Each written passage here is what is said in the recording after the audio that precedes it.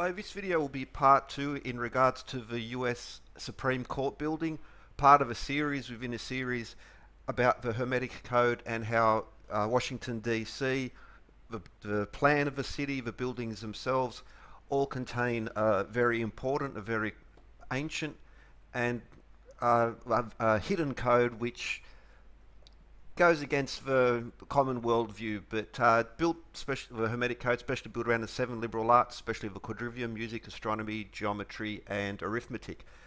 That's the Supreme Court building. I'll put some links in the description to earlier videos in regards to this particular series, but the architect of the US Supreme Court was Cass Gilbert. Previous series in regards to New York, he was the architect of the Woolworth building, again resonates with this. The Virginia State Capitol featured that in some earlier videos, and the Thurgood Marshall United States Courthouse in New York. But now let's have a look at the Supreme Court building. Along with the executive and the legislative, the judicial building is one of the, the Supreme Court building is the headquarters of the US judiciary. So we have the 3 main branches of government, and each of the buildings which house them are entirely built around this Hermetic Code, pointing at something much deeper, much more important. Unfortunately, when you sort of talk this topic, certain people who have controlled this issue on the internet have demonized it, called it satanic and all this other stuff. They really don't have any idea what they're talking about. It's clickbait, it's how to get money. You know, judge not lest ye be judged. Anything that we don't understand we call evil, and some people who know it's not evil and who know that the people involved and the greater code around it is not evil, yet they continue doing it because essentially their career and their income is based around it, and there's a word for that. Begins with a P, but let's now have a look. So in the episodes I did on the US Capitol building, still a lot more to come on that particular building. The importance of music is one of those themes in there, especially Pythagorean tuning, and we'll have a quick flash through in regards to that. All is number, and you see how ancient systems of measurement, the Doric and the Ionic as well, but there are other ones, the Longfoot, the Egyptian cubit, the Indus Valley scale.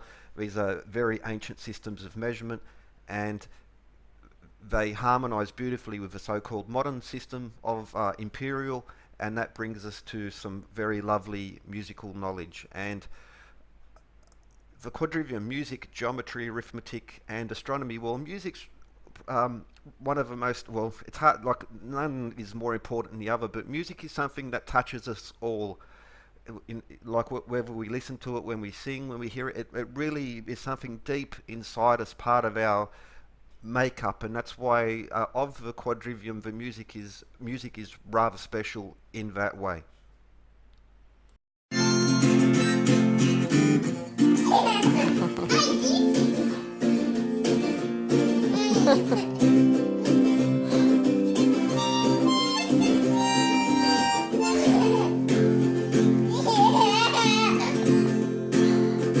Must be just to do with kids, how they learn so well.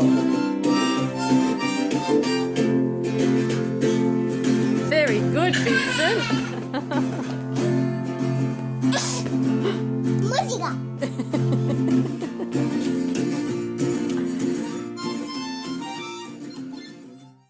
The previous episode on the US Supreme Court building, we had a look at mainly astronomy, geometry, and arithmetic, beginning with the courtyard on the outside, the plaza. Again, we hadn't even got into the inside the building itself yet, but again, one of these ancient systems of measurement. Some might contend, but might say it's well, either way. So let's just even to say it didn't really exist, but still an important reference is that 6 sacred Jewish cubits is 5 Egyptian royal cubits. This 6/5 ratio is very important because the ancient Indus scale, 6 Indus feet equals 5 Babylonian feet. The canonical cubit, one of these which people might say, well, it's not real or whatever, again, doesn't really matter because it's still this 6/5 to the 3rd ratio, to the 3rd power. So we have this connection, and these will also have a great pyramid. The visible height, including the subterranean, it's a ratio of 6/5. The 6/5 ratio is built into ancient geometry. It's built into nature. It's and so many other things. But at 176 sacred Jewish cubits, we see the Equal Temperament scale, and 1760. See how the scale breaks down. But now let's have a look at let's call it the Holy of Holies within inside the Supreme Court building, where the Supreme Court justices meet. That's the centre of power within this centre of power. And that particular building, 82 by 91 feet, but 44 feet high. All these buildings which I've mentioned so far will connect to others, and as an example, the Lincoln Memorial, the columns are 44 feet high. There happens to be 36 of them, and well, there's a lot more to it than that, and so far I've only looked at the White House, the Capitol Building, and the Supreme Court, but the Lincoln Memorial, Jefferson, all these other ones all connect. But 1440, so a 1440 modern tuning scale. There's a whole thing in regards to 440 versus 432. There are some really good reasons. I'm not saying either one's better or the other. Again, well, the Great Pyramid always comes into this. It's a textbook written in stone, and at 440 Egyptian royal cubits, 5/6 to the sacred Jewish cubit, by the way, and 440 as well as 220, but 440 is this beautiful number in the fourth dimension, and that's what I do believe, that all of this is pointing to some ancient knowledge, pointing us towards the fourth dimension, and I mean that in a mathematical, geometric sense, not in a... Anyway, the numbers there, it's quite solid, and it's, you can measure it, you can calculate it, it's all there. But 440, again, so 44 feet, that would be one of our first references. And again, you might say, well, this is coincidence, but let's look also, interesting point in regards to the Lincoln Memorial is that it's 33 yards, 66 cubits, or 99 feet high. Now, this is just one aspect of it. The Lincoln Memorial, it's not just like the Supreme Court, the Capitol Building, inside and outside. All of the measures, all the scales come back to this, and you just trace the architects, you trace the period, the architectural movements at the time. But on this scale, so 330, we already had 440, and 660, bringing into that as well. Well, we also have 990, and so 36, 33, 66, 99, 33, 66. These are the same measures which are built into Masonic temples, cathedrals across the Americas, across the world, and so many other buildings, hugely important. But that also happens to convert to 132 span, 1320, again on this scale. As we go through this, we'll see how this scale continues through, but okay, now we look at the ionic. So 33 yards or 99 feet converts to 1650 ionic fingers, and 1650 falls on this particular scale. Once more, the ionic being an ancient system of measurement used in Greco-Roman temples, especially the Greek temples. Again, it's Salamis stone confirms this. This is not contentious at all. It's as real can get.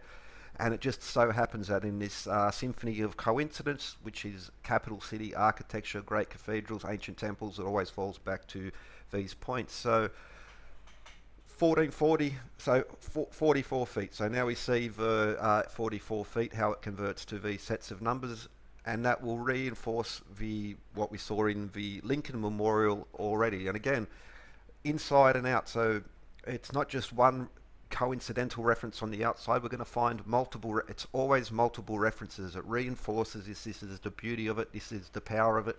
This also removes any chance of coincidence or any people who don't want to accept this because it rocks their worldview. Well, here it is, it's to be measured. If you're a pure materialist, you can measure it, and there it is, it's there all the time. Now, 44 feet, beautiful conversion point on the Doric scale. The Doric is one of the architects, Cass Gilbert, Freemason, and I would say he is a conscientious practicing Freemason into the craft, not just a member as a social club.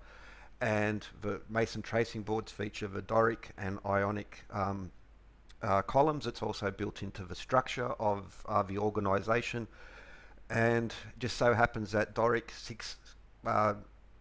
44 feet turns out to be 660. Again, another reference reinforcing, or 165, which brings us to 1650 once more. Doric also just happens to convert to 55 span, and just a shifted decimal place, and we have 550 there on that Equal Temperament 440. Tuning scale, but the other main column, ancient unit of measure, is the ionic. So Doric is the male, the column of strength, the column of wisdom is the female. That's the ionic column, and ionic happens to convert once more to these beautiful numbers, which describes music and so many other things. Now back to Athanasius Kircher and the Hermeticists in the 14th to 16th century. That's when most history will place the musical modes, such as Dorian and Ionian, or Doric and Ionic. However, if you I believe you simply got to trace the measures, and you see how it carries back through ancient cathedrals, back through time, and that this official history, along with official history regarding the origin of the foot, is just a load of dog crap. On the ionic scale, 1650, that's you don't even have to shift the decimal place as well. And on ionic inches, 550, once more, multiple reinforcement inside the building, outside the building, over and over again. Now the Tetractys, the Pythagorean Tetractys, which leads us to triangular numbers, but that was Pythagoreans who were very much into their number and into their music, swore an oath on the Tetractys, and that will point us to another set of beautiful connections in the symphony of coincidence. And for instance, the triangular numbers, if you add any two neighbouring numbers, you'll get the square of the second. So for instance, the first triangular number is 1, the second is 3, 1 plus 3 is 4, that's 2 squared.